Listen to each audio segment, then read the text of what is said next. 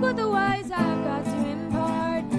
These are the principles of the game. The Compassionate Capitalist Show empowers entrepreneurs and investors alike to create wealth with passion and purpose.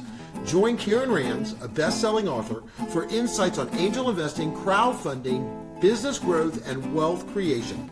As a seasoned entrepreneur and investor herself, Karen engages in dynamic conversations with industry leaders, successful entrepreneurs, seasoned angel investors, and venture capitalists as they share their proven strategies and lessons learned.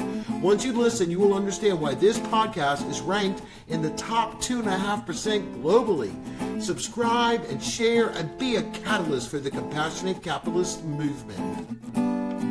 There's no giving up and no going back. You must keep an open mind. And you try your best just to leave your tracks and to not fall too far behind. Regret is for the faint of heart. In the end, it's all the same. Take what the wise have got to impart. These are the principles of the game. The principles of the game. Oh, these are the principles of the game. Okay, welcome back to the Compassionate Capitalist Show, where we demystify startup investing and empower more people to participate in the wealth creation power of entrepreneurship. I'm your host, Karen Rands, author of the new book, Inside Secrets to Crowdfund Investing, longtime advocate for democratizing capital and advisor to founders raising money across multiple rounds, including equity crowdfunding. One of the biggest challenges I see, even with successful raises, whether it's traditional angel to VC and definitely within the crowdfunding space, is what happens after the campaign closes. Companies celebrate the inflow of capital and then they instantly lose momentum because they don't have a strategy for nurturing the very investor community that they have worked so hard to build. Too often, a founder ends up with a spreadsheet of hundreds of new supporters, but no playbook to engage them, activate them, or turn them into that crowd for a lasting strategic asset. They oftentimes can't even think past this initial raise to what will they do next time around. And a lot of entrepreneurs just fall down when it comes to the idea that they have to raise more capital. It's like they don't want to raise more capital. And there's actually, with my guest, he's going to talk about how raising the next round can be a lot easier if you do just a few things. So today's guest has made this problem his mission to solve. Joey Hayes brings more than 15 years of global partnership and commercial growth experience with brands like IHG, Hyatt, Hilton, and Booking.com. And as an investor in more than 60 crowdfund startups, he's seen firsthand the power and the pitfalls of capital democratization. And he noticed the same pattern I've warned founders about for years. And these are stats that he gave me that we're going to dig into. 81% of investors want to help, but only 10% of the founders ask. Joey is changing that with his company through a platform that he'll be talking about that in explaining more about it, designed to help founders maintain post-raise momentum by transforming their investors from passive backers into active brand advocates, referral partners, and B2B connectors. In this conversation, we're going to dig deep into how founders can avoid the common post-raise failures, why ongoing investor engagement is essential to long-term success, and how trusting the crowd can unlock a powerful engine for growth in every stage of your capital journey. Let's dive in. So welcome to the Compassionate Capitalist Show, Joey. I'm so happy that you're my guest today. Yeah, thank you for having me, Karen. I've been reading your content for years, especially when I first started this whole investment journey of mine. So thank you for having me. It's a real honor, and thank you for all the support you've given me throughout the years. Absolutely. That's what we're here for. So now let's start with, you've invested in more than 60 crowdfunded startups. What was the moment when you realized founders were missing a critical opportunity after they raise, and that this untapped asset needed? Yeah. So I always kind of thought it in the back of my head, but it was just never something that came to life for me until I was looking to start a new business. I wanted to do something where I was able to leverage my skills and what I enjoy doing, which is, really networking and connecting people. And I was really focusing on more introverted entrepreneurs, as well as maybe more tech savvy founders, more tech founders that maybe don't have that kind of extroverted personality. So I was thinking about how I could help these founders. So I started talking to a couple founders, but realized that I'm just one person and it's not scalable for me to build a solution where I could just use myself, my own particular skills. But then I had a moment thinking, what there needs to be is a network that could really support founders. But where does this network come from? Does it come from their customers, from their friends and family? Because it's a lot to ask. It's a lot to ask for a founder to put their trust in a person, and also for a person to be able to tell a founder story appropriately. So I was thinking about, how do I build this network, or how do I form this network? And then I had that light bulb moment, like, oh my God, crowdfunding. This network already exists for a lot of founders that do crowdfunding. They come out with hundreds or thousands of advocates, of people who evangelize their message. So that's what I thought. Okay, if you could find a way to activate this crowd, it could be super powerful. And then I started to think, wow, this is a huge gap that I see in the founders that I've invested in, the startups I've invested in, that really none of them were doing it well. A couple of them were doing the engagement piece well, where they were keeping their investors engaged, whether it be through quarterly or monthly updates or webinars, but none of them were doing a great job. And truly, truly none of them, of the 65 plus that I've invested to at this point, were doing the activation part, where they were really getting asks out to their investors and determining who of their investors could actually be the ones to help them out the most. So I started to interview some of the founders, and realized that there was a lot of friction for them. It was hard for them to prioritize this. It was hard for them to develop the skills to do this accurately, and effectively. So that's when I knew that there was a gap in the market and it was ready to be filled.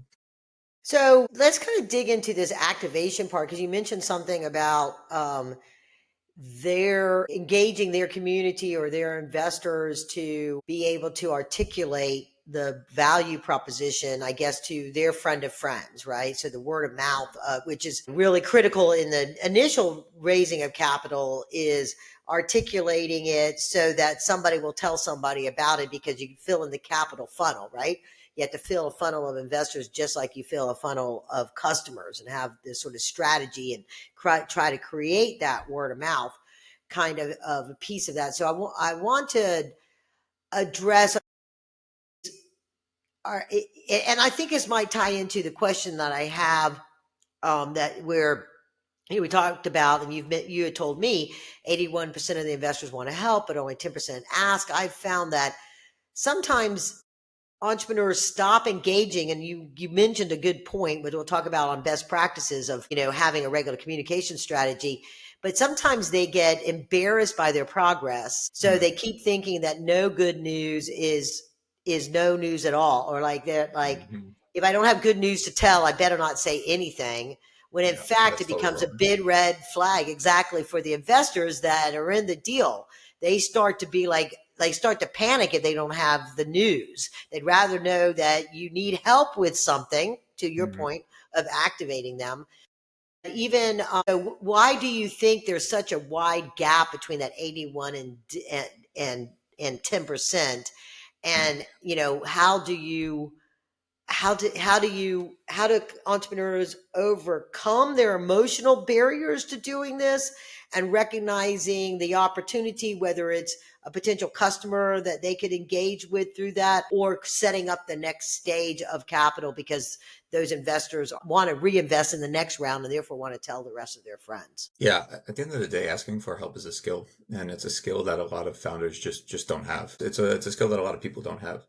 So when it comes to asking for support in a time when you're really struggling, it compounds, and all of a sudden, that becomes a negative experience where it should be a positive experience. You should feel lucky to have investors that have already believed in you. They gave you their money. That's really the hard part, is getting people's money, getting them for support to help grow your business. That could be the easy part, but with any skill, it takes time.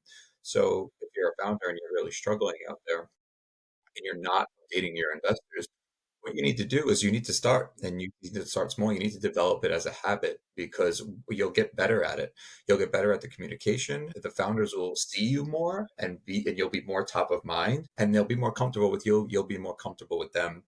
And therefore, that skill of asking for help and the way that you do it will also evolve. You know, a lot of times I see investor updates and you go to their challenges section and they're not really challenges because they're scared to actually put what their really true challenges are. So it's a nice thing to poke at that and say, okay, this isn't a challenge. You know, you're a startup. You clearly have tons of challenges. So even changing your challenges section in your investor update to help needed or help wanted or support needed is a great step to do that. So really trying to take the stigmatization of asking for support out of the whole process and really trying to lead into it. Yeah. So one of the things that, I found when companies are filling up their funnel for investors, they will interpret a non-answer as a no rather than I say, investors are big boys and girls. They know how to say no. And so they're just busy. And so I can imagine.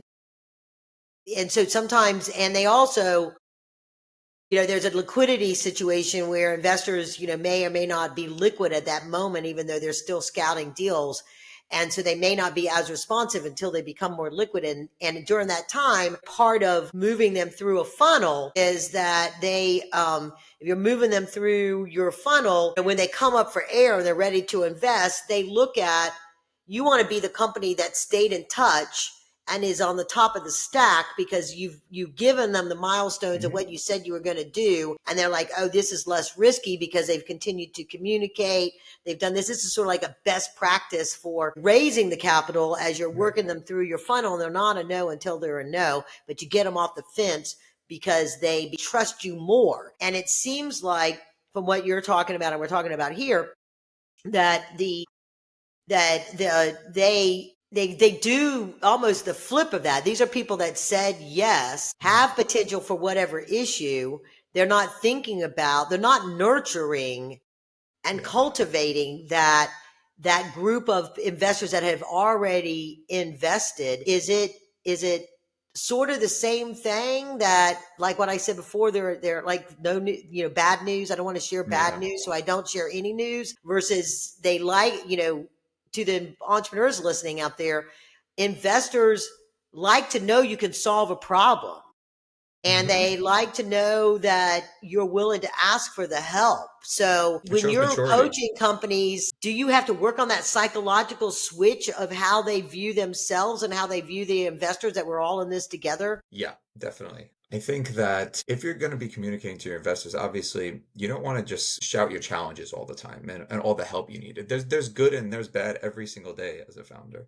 So really you want to take that balance of, talk about what's going great, but don't only talk about what's going great because it's not always all great. Try to talk about what's going great, but then at the end be like, hey, I'm having a real challenge here. If there's somebody out there that can help me, this would be great. And be very specific about your ask. I think that is one of the really good takeaway. Don't just say, hey, we want to get more followers to our Instagram page. Be like, no, I Right. need Yeah. They're someone. not going to Yeah, do I that. need someone. I need someone specifically who is an expert in Instagram marketing that could help us bring more eyes over to our social media pages. So yeah, I think the specificity of the ask. One of the most probably powerful things we do at Through is that the first step is we really map the investors. So we determine who they are, what their skills are, how involved they want to be, what their network is. And then we are able to create personas. So maybe you have 4 or 5 personas in your investor community, and then you know who to reach out to specifically for who. And even beyond that, maybe you want to, do direct marketing campaigns to them. Each persona, you could have different language in each persona that will resonate more with them. So these are very powerful things that you could do, but you have to learn about your investors first. The vast majority of crowdfunded founders just are sitting on a spreadsheet and have absolutely no idea. They know their name and their phone number and their email, but they haven't taken that step to learn about them a lot more. And you'll be surprised at how much they're willing to share with you because they want to be involved in the growth of your business. They want to be involved in your success. Okay, so that was really great, because I like the part about, really truly understand the avatar. This is part of how you seem like you do with it's sales for your customers. You figure that Exactly. out, and being very specific in the ask and understanding, just like along that avatar, if you got people that are, high net worth, odds are they're not even on Instagram. Now, they might be able to get their daughter or their son to go and like your thing if you ask like that. But, there are going to be some of those investors that they build their business and their success by understanding digital media and stuff. And that is understanding that. So, what are the best practices of, like, in the first 30, 60, 90 days after closing a campaign and for post raise, and even as they're preparing to raise? I talk about having a CRM and a way to engage that way, but are there using that or other mechanisms? What is something that they can do to increase their odds of success in the raise, but then also within the first 60, 90 days that sets them up for the next capital raise all at the same time? The most simple thing you could do is thank them, and that's something that people just forget. Send an email thanking them and kind of take them along the journey. Be like, hey, this is where we started. Maybe their fundraise was 6 months, 7 months. This is the journey we went on together. This is, these are some of the challenges that we had. These are some of the surprises. And now this is how I'm going to use your money. And this is how we're going to grow this business together. And just make them feel welcome, make them feel like part of the community. So the first step is thanking them, and then tell them what you're going to do. How are you going to reach out to them? How are you going to update them? I'm going to send monthly updates, or I'm going to send quarterly updates. I'm going to do 2 AMAs a year, but make sure you do them. Don't just say it. That's another big piece. So I would say the first thing to do is thank them. The second thing to do is manage their expectations as their investors. Like, how are you going to engage with them? Are you thinking about raising another round? Is that's something you could already help prepare them for, and then tell them how you're going to update them. Are you going to send emails? Are you going to continue posting on the platform that they raised on? Are you going to do both, which I suggest? So these are all things that you could do in the first 30, 60, 90 days. And then, obviously, if you want help with that next step of mapping your investors and really determining who they are and how they can help, reach out to me and we can get the first survey going for you and really start creating an investor activation program. Okay, so let's just take a moment while we're doing that and say, how would be the best way to reach out to you? Is because if it's LinkedIn, I'll just put the LinkedIn in the show notes. But is there a way for people to find you? Yeah. So we're pretty new, so our website is still in development, but you could reach out to me on LinkedIn, or it's just Joey, Joey, at come through, cometHRU.co.co. So either one, I'm around. You could reach out either way, and then we'll be happy to just book a discovery call just to see what's right for you. Because what I'm finding with the founders I'm working with is some want to do a full, like, 6 month program. They really want to do a whole full activation. They know how important their community is, and they want to go all in because they see this as their moat. Like, this is their competitive advantage. This was their competitive advantage when it came to fundraising, but now this is their competitive advantage when it comes to crowdsourcing and growing their business. Some just want to do that first step, that first survey, to really say, okay, I have 500 and so investors. I want to know who these people are. Who's a customer, right? That's one thing that a lot of the founders didn't and don't know, which I was really surprised. They don't know who is a customer and who isn't based on their investors, especially if they're doing a community round. So just getting those insights to understand. You're talking about an investor that is also a customer and investor. Exactly. Yes, an investor, right? Yeah, so a lot of times they don't even know that because that's not part of the process that the platform is taking that information. Yeah. So yeah, so those are the ways. Okay, so now is there a way that, have you found that from a capital strategy standpoint, does a well activated crowd contribute to the valuation growth and investor confidence? Does, like, an investor know? I mean, and there's a lot of I guess sometimes friction within the market where traditional angels say some traditional angels don't understand the value of crowdfund investors. And it would be like, I don't want to be on a deal that's got crowdfund investors on the table, not Mm. understanding they're all in an LLC on a special purpose vehicle. They don't all have little individual votes, kind of a thing. But have you found that as you've seen companies go through their seed round on Reg CF and then maybe raise other capital and might go through a different type of crowdfund, does it help with the valuation and investor confidence as part of knowing that they're going to be raising capital and how they're going to do that? So I think Crowdfunding has come a long way. I remember when I first started 5 or 6 years ago, sometimes it was seen as the companies who couldn't get institutional capital, and it was maybe there was fraud in there as well. And I think a lot of the ecosystem, a lot of the platforms have done a phenomenal job. Trailblazers like yourself have really made crowdfunding a really legitimate platform, and we're seeing proper VC-backed startups go in there, raise around. And I think people are starting to understand the power of a community to invest in your business. You go to any single company and say, I can bring on 500 to 1,000 people to invest and be true evangelists of your brand. Anyone would want to do that. Also, a lot of the regulation and just the infrastructure of crowdfunding has become a lot more streamlined and a lot more easier for founders. It wasn't always the easiest thing to do, and it's still quite a journey to do this. So you really have to take the time. But I believe, especially as the democratization of capital is becoming more and more apparent, and the general populace is getting behind it. They want to be able to invest in these private companies that they see every day. Yeah, I think that it will be a value add-on. We're not seeing it specifically just yet, but I do believe that the more you see a lot of proper like VC-backed startups or big software platforms that are raising these rounds, even if they're doing a small one, even if they're doing $1,000 or something, but they are seeing the power of it, and I do believe that an equity crowdfunding round is going to be a higher advantage. Yeah, I have seen that as well with some like companies that you say are VC backed. And I looked at it as two motivations. One, they need more investors to fill out the cap table so they can be in a position to go public. Or two, they're trying to get more mass awareness up there. And they figure if I'm going to spend a marketing advertising campaign, might as well raise some capital along the way that Yeah. might self fulfill paying for that marketing and branding campaign. Like I don't think I would know who Boxable was if it wasn't for their crowdfunding campaign, right? You know who Yeah, very true. Boxable is, Very right? true. Yeah, Big of like course. Yeah, I was like an investor from 2020. It was one of my first investments ever. yeah, and then like now they're raising. I think they're doing a 6C, but they've been raising capital, and it's like you want to get in on that. You have to understand your role in the cap table because small investments are small roles, but it's there's a number of them that I think it's like I compare it to like I would never know Untuck It if they didn't do an advertising campaign on TV. So a lot of times entrepreneurs will call me like, "Oh yeah, we're going to create all this brand awareness and we're going to do Facebook ads."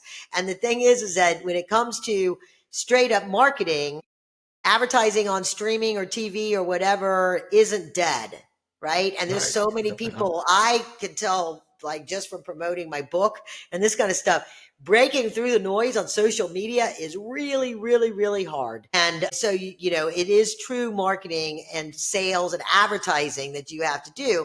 And that comes a lot into raising capital, but understanding your cost of acquisition of an investor or a customer is a big part of that process, right? So it's I think there's lots of different motivations, and the investors out there need to understand what is the motivation, what kind of capital raise are they doing on crowdfunding, what is the role of this stage of this company where they are, and the purpose of recruiting the investors in there. And if you are a company that is raising capital that's a little bit further along and you are trying to get to a point, particularly under Reg A Plus, where you're trying to create a market for your stock when it goes public, what you're talking about, engaging with your community of investors is more important than ever at those later Yeah. stages because they're the ones that are going to be like we joke that you don't ever get stock tips on crowdfunding and on nobody's out there like at the brew pub going like, oh man, I just saw this great crowdfunding company. But they will talk about a public stock, and if they have a company that they have been engaged with that is working towards a financial architecture to be exited out on like a Reg A Yeah. Plus out on, they're going to be talking about it to everybody. Man, I invested in this company early on. Yeah. They're so good. They communicate. They're financial, like da da da da. You got to get their stock when they go public, right? That Yeah, is absolutely. that. That's a I think that's one of the successful. biggest parts about the most important part about understanding who your investors are, like who you see the spreadsheet and you don't know who's in there. Like we've had some incredible people just hidden in these spreadsheets that you'd be really surprised. You'll even see people that work in investment capital firms that are retail investors, non-accredited retail investors as well, that, that come in there, and then we establish relationships because they've invested as a retail investor. We've had huge Instagram influencers that are just tucked away in there. So it's just, if you do nothing else, just do that exploratory phase of learning who these people are who are on your cap table and how they want to help, because there's no downside. Yeah. So is that, I mean, I know you offer this service. I don't want to give up your secret sauce here, but if somebody, is that like taking the name and just, going through LinkedIn, going through Instagram and just the different Yeah, you could places do and trying that. to find who they are? Yeah, you could absolutely do that, and I definitely encourage it. What I've found though, interviewing the founders that I've worked with, is that they don't have time to do that. Yeah. Yeah. As Yeah. you know, and that's really was the biggest takeaway, is that like the founders are like, we know this is important. This is actually one of the benefits that we discussed as a team to crowdfunding, is this post raise, this crowdsourcing of information, this community that we can create. But then it comes time and they never develop a plan for this. They never develop the day after plan, and then it just gets kicked down the road. And it's not malice, they still think it's important, but they just don't have the bandwidth or the skills to actually develop a proper day after plan. So that's why I believe that there's this gap in the market, and that's why I think it's been so well received from, not only from the founders, but I've talked to the platforms, I've talked to some of the big capital investment firms that also do some crowdfunding, that invest in crowdfunding companies.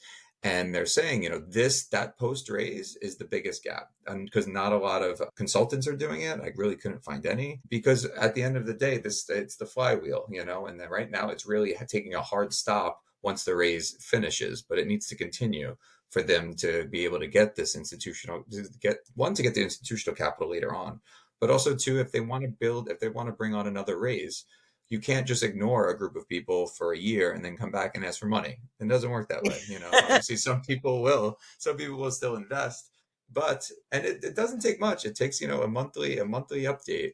But the more you engage with them, and the closer they feel to you, and the more it comes up the more times you come up in their email or on their feed on WeFund or Start Engine or whatever, the more that they will resonate with you and the more that they'll want to help. Yeah. It's sometimes I think, I know as myself, as an entrepreneur, you have, my to-do list is this big, and I'm really Mhm. happy when I get to three of the things on the to-do list. Right. And so but you've got to, for everybody listening out there, and I, when I teach about angel investing and stuff like that, I talk about making sure you have the right expectation from your conversation with the entrepreneur on how you're going to be communicated with. Because if you have an expectation they're going to communicate every month and they communicate twice a year, or, like that creates the friction between there, right? Yeah. So just know and set your own expectations and don't overestimate. Like they're not going to have, because entrepreneurs sometimes be like, I only want people that are going to, give me 100 grand because I don't want to be pestered by 1,000 questions. Well, you set the expectation on your communication that says, we're going to send out a status report every month. And then once a quarter, we're going to do a call that you can get on. We'll record it. You can ask questions, right? Read the reports, ask the questions, right? And you set the expectation. You're in charge. Just like you set the terms of your offering, you set the terms of the communication. And as long as you set the expectation, and then, as you say, do what you say you're going to do, right? Yeah. And then you're going to, you'll have a happier group of investors out there. So let me ask this, because you worked in hospitality for years, Joey, an industry built on service and customer experience. How has that shaped the way you think about this investor experience now that you're also on the other side of the table? Right? Was it because you weren't getting communicated with that you said, this is where I want to be communicated? They're missing such an opportunity. Talk about if your experience and as an entrepreneur in the hospitality sector, influence what you're trying to do for founders today. Yeah, absolutely. Yes, I think service and really being able to deliver and go beyond expectations has always been, the forefront of what great hospitality is. So I think this also is true when it comes to crowdfunding. And when it comes to just entrepreneurship and the whole ecosystem, I think when you treat people well, when you keep them informed, they will treat you well, and they will go to higher lengths to make sure that you're successful. And I believe, and I think everyone out there now knows that founder mental health is a huge problem. There's a lot of anxiety, there's a lot of stress, and I think some people believe, especially when I discuss like AMAs, like Ask Me Anythings, I think these are so underutilized because a lot of times founders are worried about they're going to go on there and people are just going to try to call them out on, this stat that they posted, 10 years ago that's not right. And that's really, really not the case. People really admire founders, they admire entrepreneurs, and all they want to do is they just want to be informed. So, you do an Ask Me Anything, and it's actually one of the easiest things you could do because then you could just speak directly to them and answer questions. And these aren't gotcha questions. I'm not saying it will never happen, but it is especially won't happen if you're already keeping them informed. If you just do it, Ask Me Anything after a year, people are going to be like, well, where the hell have you been for a year? That's going to be the first question. It's yes, I think service and hospitality has always been a background, and it's what I try to give to the founders I work with. I really try to go above and beyond. But also, this is new, right? This is new because nobody's really doing it. So I'm learning. The founders are learning. They're patient with me. I'm patient with them, and we're just trying to overall just trying to make their business successful and make the investors successful because that's at the end of the day, that's what we're all here to do. Yeah, and I think it's great that you're, really rolling up your sleeves and getting into this process to figure out what are the best practices so that as you build your platform, that you're going to be able to really deliver for the ecosystem at large that says, here, because I swear one of the biggest reasons I believe that well, it's two part why entrepreneurs fail to raise the next round of capital. They start too late. They underestimate how much revenue they're going to bring in with the money that they've raised, and they have a disconnect there, and so they have a shortfall, and then they're like scrambling to try to raise another round of capital. And it's really hard to start, like, if you don't continue the momentum that says, okay, I'm going to raise this amount now, and then and they feel like, oh, well, I don't want to go out and raise another round right away. But the stuff you're talking about, the communication and keeping the list of those that didn't invest, that Hmm. expressed an interest, particularly in a traditional raise, because they're never, they sometimes they're in that, come back to me when you've done XYZ. Well, that could be legit, but you got to tell them when you've done X, and then when you do Y, and then when you do Z, so that they will invest. If you don't show up, like you say, until a year later, they've moved on. They're looking at the new Hmm. things. They may not be investing now, all kinds of stuff. But if they start to connect and feel emotionally connected to you, if they see you as a entrepreneur that is, you know, working through the problems to achieve the objectives because their own passion is so strong. Yeah. Another point there, Karen, though, it's an important one. If you're a founder out there and it's been a while since your raises ended, it's been a while since you've reached out, don't throw in the towel. Another thing that a lot of these investors are is they're quite forgiving and they understand. So if you want to go in and try to reactivate this community and say, hey, listen, I know I've been gone for 6 months, but here's what's happened in the 6 months. It's been wild. There's no malice here. We're really just growing a business. And I am really going to take my time to try to re-engage you as a community and do better Yeah, as a founder. be That authentic. that is something is very powerful as well. Yeah. So as we get ready to wrap up here, if every founder could follow just one rule for post-raise success, what would that be, Joey? I would say communicate at least once a month to your investors. It could be 5 sentences. It could be 2 sentences. Just say something to them to make sure that they feel like they're being noticed. It could be, hey, listen, I'm really overwhelmed right now. Things are going well. I'm going to get back to you with a more formal update in a couple of weeks. It could be something like that. Just make sure you keep the lines of communication open. It's never too late to start. And just Yes. understand, yes, and just understand that founders who engage their investors get 3 times more follow on capital. So if you were getting, There's a yeah, stat. yeah, Whoa, you great were stuff. saving that now. I hope everybody stayed in because that was a good stat. 3 times? Yep, 3 times more. So if you are thinking about raising another round and you want these people to reinvest and to get them to reinvest and be 3 times more likely, keep the communication and the engagement going.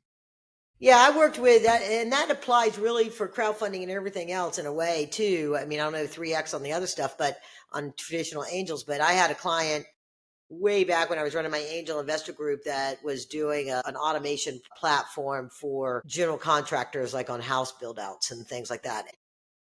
He had been named like top 10 on Dell's to watch thing. He was, a real shaker, but again, it's hard to raise capital.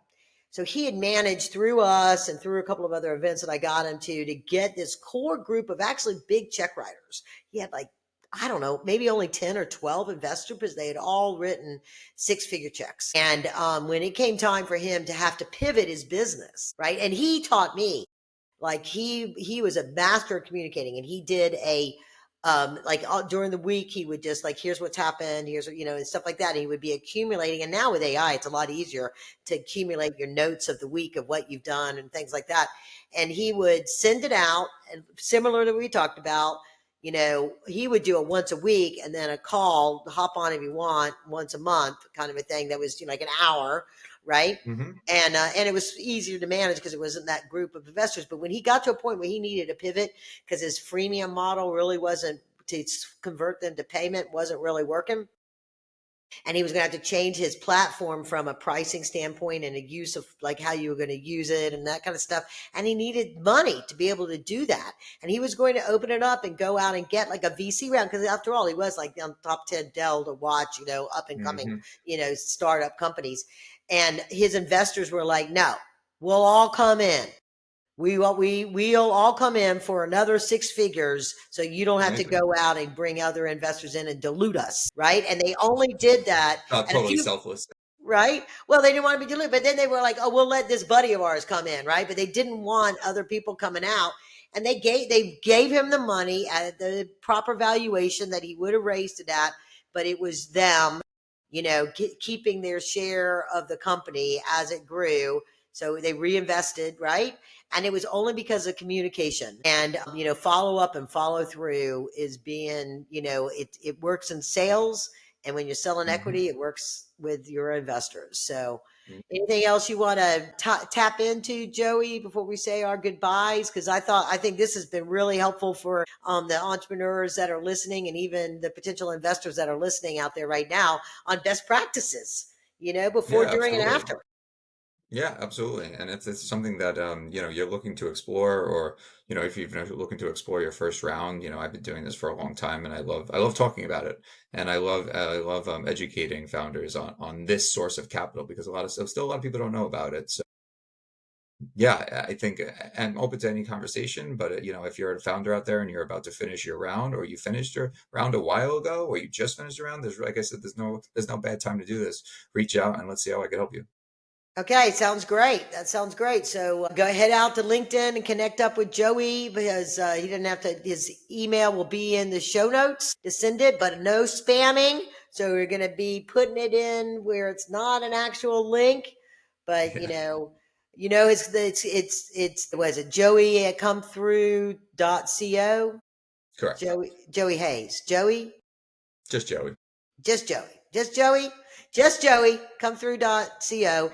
That's easy enough. And, my information is in the show notes. My company, you can get through me through KarenRands.co. If you're familiar with Bitly links, my entire link tree is little LINK, capital CCS. And with that, I say onwards and upwards, folks. Thank you for tuning in. Please share this podcast with anybody you know that is investing in crowdfunding companies, investing in general, and definitely those companies that are raising capital. This is an important information for them to know for their current success and future success.